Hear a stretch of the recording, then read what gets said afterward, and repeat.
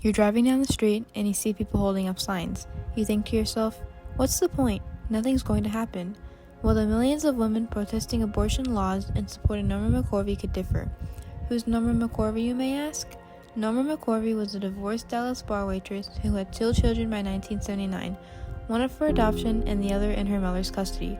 She became pregnant for the 3rd time, except this time she wanted an abortion. At the time, Texas law stated that a woman could only have an abortion if the pregnancy was a danger to her life. She wanted to file a lawsuit against the district attorney of Dallas County, Texas, Henry Wade, to try to have permission to have an abortion. She was then referred to feminist lawyers Sarah Weddington and Linda Coffey. Sarah Weddington was one of only 5 women in her class to receive a JD. She was searching for a plaintiff to challenge abortion rights.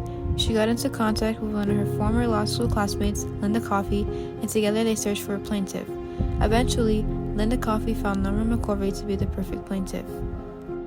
Together they came up with the pseudonym Jane Roe because she feared the lawsuit would bring unwanted attention and invade her personal privacy.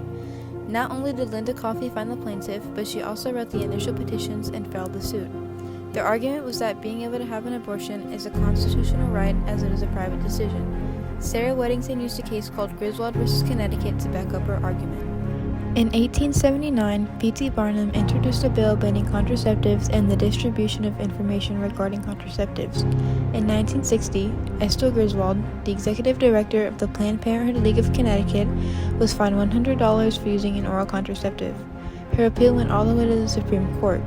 In 1965, a 7-justice majority struck down the Barnum Act.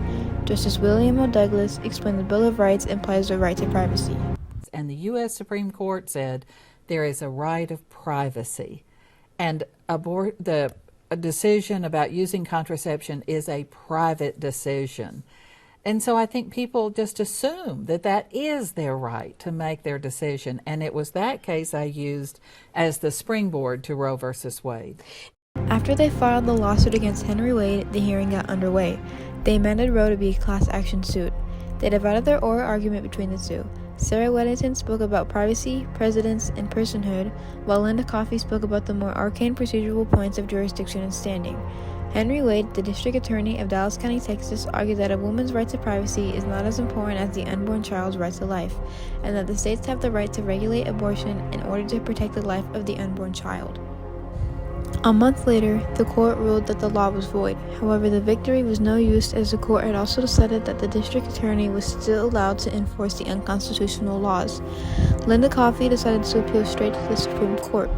Later on, the Supreme Court agreed to hear Roe. Sarah Weddington took a lot of time to prepare herself to argue in front of the Supreme Court. It was very important to her that she prevent the death of women in the future. How important was it to you to win this case? Absolutely important for a number of reasons. One is a lot of doctors in Texas had worked with me on getting ready for this argument. And they, as medical interns and residents, had worked in our public hospitals with what they call the IOB wards, the infected obstetrics wards. And there were often women there who had done self-abortion, illegal abortion, who were about to lose their fertility, their lives, all kinds of problems. And so those medical students, then doctors, were trying to save them. In the Supreme Court, on December 13, 1971, Sarah Weddington did all of the talking.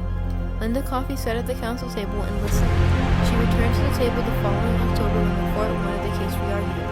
On January 22, 1973, Justice Harry Blackmun delivered the opinion for the 7-2 majority of the court. The court agreed that having an abortion was protected under the 1st, 4th, 9th, and 14th Amendments as it is a private decision. When it was announced, Linda Coffey's name was not mentioned. I was over at the Capitol on January 22nd, 1973. The phone rang, and it was a reporter from the New York Times. And the reporter said, "Does Miss Weddington have a comment today about Roe versus Wade?" And my assistant said, "Should she?" And the reporter said, "It was decided today." And she said, "How was it decided?" And the reporter said she won it, 7-2. A minute later, we got a telegram from the U.S. Supreme Court telling me I'd won 7-2, and they were air mailing a copy of the opinion. This case was a very controversial topic back in 1973 because many people and communities believed that abortion was murder. Both sides had protests that would turn into riots and chaos. People were divided. Most communities were either 100% pro-life or 100% pro-choice. On one side, many men and religious communities were against the idea, but most women supported the idea and fought with Roe's team. Women were constantly fighting for their rights and trying to be equal. Roe v. Wade also inspired many other court cases to spark. On the same day the Supreme Court decided Roe, it decided Doe v. Bolton, which challenged Georgia's abortion ban. The Georgia law limited abortion to cases of documented rape, a severely disabled fetus, or a threat to life. In another 7-2 vote, with Blackmun again writing for the majority, the court ruled that although the rights identified in Roe are not absolute, Georgia's restrictions violated the constitutional right to abortion. In Planned Parenthood v. Danforth during 1976, the justices blocked a law requiring spousal consent for abortion. In 1979, Maher v. Roe permitted states to exclude abortion services from Medicare coverage. In 1979, Colati v. Franklin struck down an unconstitutionally vague Pennsylvania law that required physicians to save the life of a fetus that might have been viable. Roe v. Wade inspired many women to seek justice for their rights and also improved their quality of life. The case significantly reduced maternal mortality. A total of 39 women are known to have died from unsafe abortions in 1972, and this was almost certainly a drastic undercount because women feared the consequences of someone finding out they tried to illegally terminate their pregnancy. In 1975, there were only 3 such deaths. In 1965, 8 years before Roe was decided, illegal abortion caused 17% of pregnancy-related deaths. In 1976, the Hyde Amendment passes for the first time. The measure prohibits government funds from being spent on abortion services except in cases of rape, incest, or threats to the life of the pregnant person. In 1992, the Supreme Court decides Planned Parenthood of Southeastern Pennsylvania v. Casey, a case concerning state-level abortion restrictions in Pennsylvania. The new members of the court disappointed anti-abortion advocates. While the court replaced Roe's trimester-by-trimester doctrine with a weaker level of protection and upheld elements of the Pennsylvania law that did not give the rights to abortion, the justices declined to overturn Roe. The court decided there was no adequate justification for overturning Roe, especially since Americans had arranged their lives around an expectation of control over their reproductive health, including having access to abortion. Casey also acknowledged the strong equality concerns that justify abortion rights, arguing that women cannot participate fully in the social and economical life of the nation if they are forced to continue unwanted pregnancies. Roe survives, but in this first serious test for abortion rights since it was decided, the court establishes new limits on the right.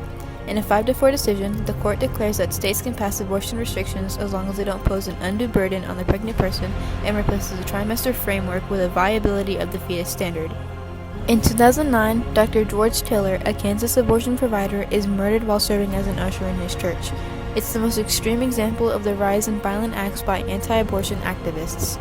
In 2021, Dobbs v. Jackson Women's Health Organization, a case concerning a Mississippi law that bans abortion after 15 weeks, is argued at the Supreme Court.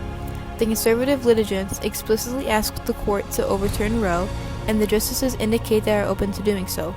Justice Samuel Alito's majority opinion overturning Roe and Dobbs is leaked to Politico in May, and in June the final decision was handed down, overturning both Roe and Casey. Linda Coffey thought it was a real shame to see the case she worked so hard on get overturned.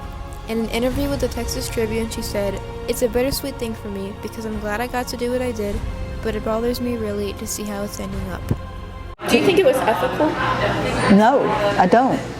After everything Linda Coffey and Sarah Weddington did to try to make abortion legal, they were still stricken down by the Supreme Court. Women young and old still fight for their reproductive rights till this day.